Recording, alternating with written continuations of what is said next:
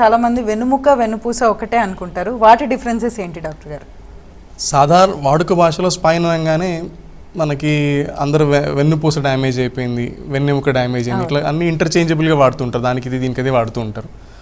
Spine అంటే వెన్నెముక, spinal cord అంటాం. స్పైనల్ కార్డ్ అంటే ఈ ఎముక మధ్యలో ట్రావెల్ అయ్యే న్యూరల్ కాంపోనెంట్, లేకపోతే నరాలు ఏవైతే ఉంటాయో అవన్నీ ఒక ట్యూబ్లో వెళ్తూ ఉంటాయి. ఆ ట్యూబ్ దాని లోపల ఉండే ఏదైతే నరాలు ఉంటాయో దాన్ని వెన్నుపూస అనొచ్చు.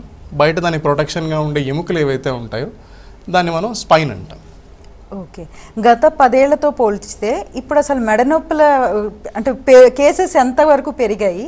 మీ దగ్గరకు వచ్చే వాళ్ళ వయసు ఏ విధంగా ఉంటుంది, అంటే ఆ కేసెస్తో వచ్చే వాళ్ళ ఏజ్?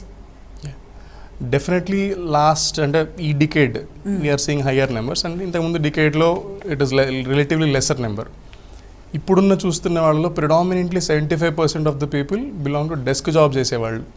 ఆల్మోస్ట్ డెస్క్ జాబ్ చేసేవాళ్ళు, ఆఫీస్ గవర్నమెంట్ ఎంప్లాయీస్ కానీ, బ్యాంక్ ఎంప్లాయీస్ కానీ, సాఫ్ట్వేర్ ఎంప్లాయీస్ కానీ, ఆల్మోస్ట్ 75% ఆఫ్ ద పీపుల్ వాళ్ళకి మెడ నొప్పి వెన్ను నొప్పితోటి వస్తున్నారు.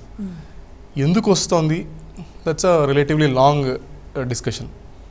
సో ఇప్పుడు చేంజింగ్ ట్రెండ్ ఏంటి అంటే మొబైల్స్.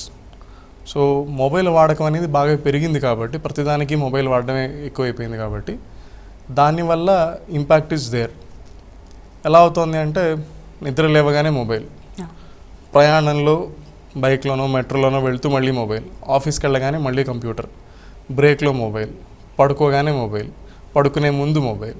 సో మొబైల్, ల్యాప్టాప్ లేదా కంప్యూటర్ అనేవి దే ఆర్ ఆక్యుపైయింగ్ మన లైఫ్ స్టైల్లో మెజారిటీ పార్ట్ ఆక్యుపై చేస్తున్నాయి. దానివల్ల స్పైన్ మీద చాలా ఎక్కువ ఇంపాక్ట్ పడుతుంది, డ్యామేజ్ అవుతుంది. దాన్ని ఇప్పుడు ఈ ట్రెండ్ అనేది డిజిటల్ స్పైన్ అంటాం.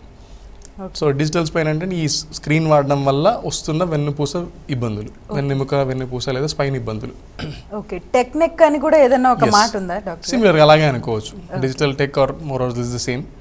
సో ఈ టెక్ కంపెనీస్లో పనిచేసేవాళ్ళు, సాఫ్ట్వేర్ కంపెనీస్లో పనిచేసేవాళ్ళు, వాళ్ళు ఎక్కువ మొబైల్ లేదా కంప్యూటర్ ఎక్కువ వాడుతూ ఉంటారు కాబట్టి వీఆర్ సీయింగ్ రైజింగ్ నెంబర్స్. ఎక్కువ మంది యంగర్ ఏజ్ గ్రూప్లో ఎక్కువ చూస్తున్నాము.